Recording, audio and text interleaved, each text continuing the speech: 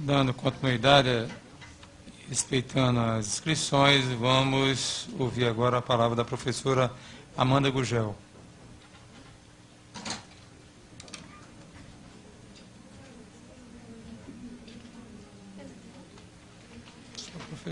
Bom dia a todas e todos. Durante cada fala aqui, eu pensava em como organizar a minha fala, né?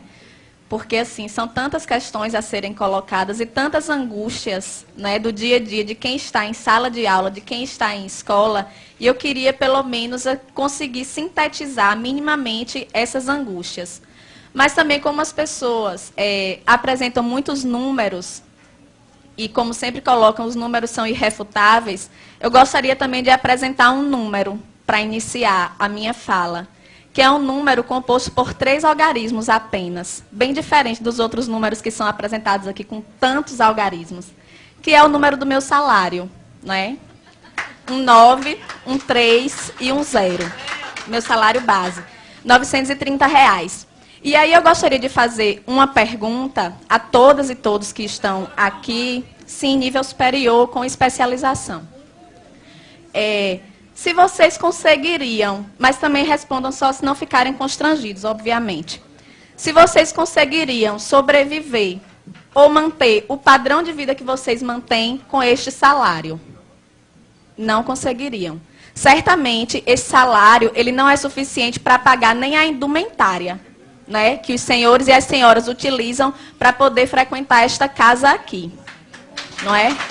Então, assim, a minha fala não poderia partir de um ponto diferente desse, porque só quem está em sala de aula, só quem está pegando 3 ônibus por dia para poder chegar ao seu local de trabalho, um ônibus precário, inclusive, é que pode falar com propriedade sobre isso.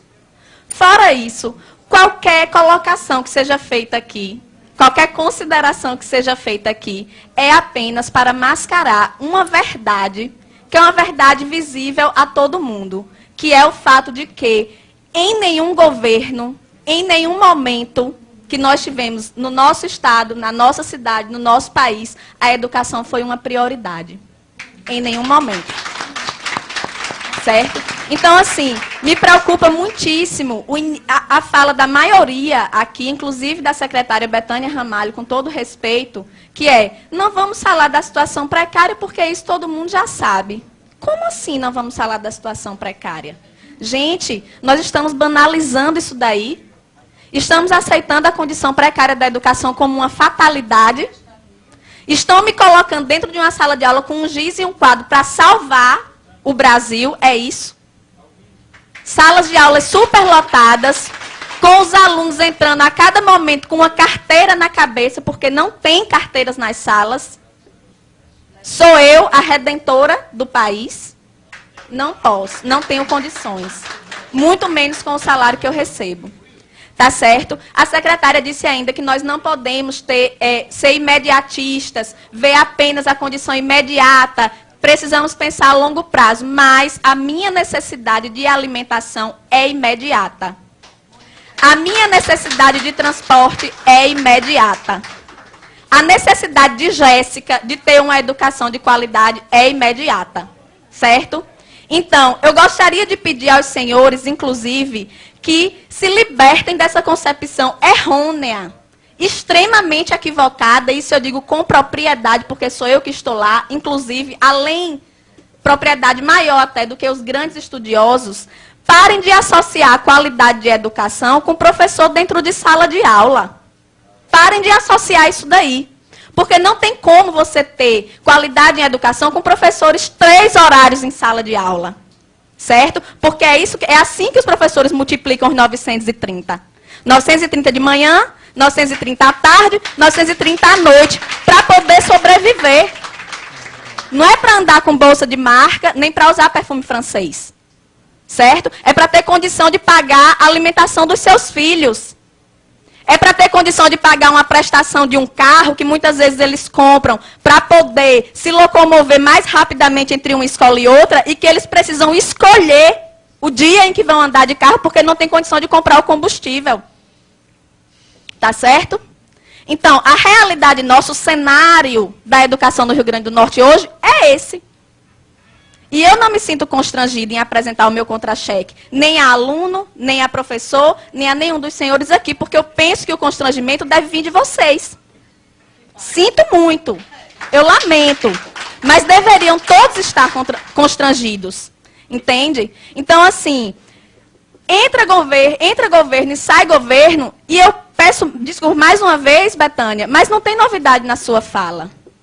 Sempre o que se solicita da gente é paciência. É tolerância. E eu tenho colegas que estão aguardando pacientemente há 15 anos, há 20 anos, por uma promoção horizontal. Professores que morrem e não recebem uma promoção. Então eu quero pedir à secretária, em primeiro lugar, paciência também, porque nós não aguentamos mais esse discurso. Não aguentamos. O que nós queremos é objetividade. Como é que é? Queremos sair desse impasse? Queremos. Mas como? Sem nenhuma proposta, de mãos abanando? Voltar mais uma vez desmoralizado para a sala de aula, para o aluno dizer, professor, a gente ficou aqui sem ter aula e só isso. Vocês receberam R$20, R$30, dão risada. Pedimos ainda, secretária, respeito. Para que a senhora não vá mais à mídia dizer assim, pedimos flexibilidade, como se nós fôssemos os responsáveis pelo caos, que na verdade só se apresenta para a sociedade quando nós estamos em greve, mas que está lá todos os dias, dentro da sala de aula, dentro da escola, em todos os lugares. Certo? Então, respeito. Não se refira à nossa categoria dessa forma, não se refira. Nem se refira apenas como se fosse a direção do Síndico que está querendo fazer essa greve. Não é não, é 90% da categoria. 90% da categoria no estado inteiro, nos interiores, aqui na capital. Certo? Pedimos aos deputados apoio. Estejam mais presentes, participem ali, vão à nossa assembleia, procurem ouvir esses trabalhadores, procurem saber a realidade. Certo? Pedir à promotoria que esteja com a fiscalização efetiva ao Ministério Público. Que não seja para dizer, professor não pode comer desse cuscuz não, porque é um cuscuz alegado que a gente come, o cuscuz da merenda, porque a promotoria está para lhe dizer que a merenda é do aluno, não é do professor. Certo? É assim que funciona. Diga-se de passagem, nós não temos recurso para estar nos alimentando diariamente fora de casa. Não temos para isso.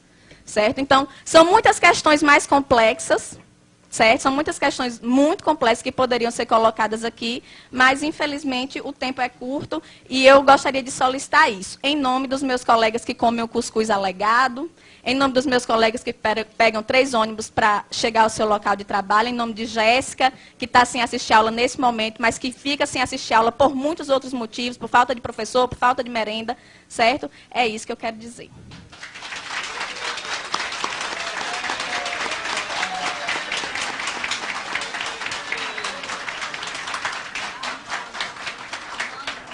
Parabéns à professora Amanda Gurgel.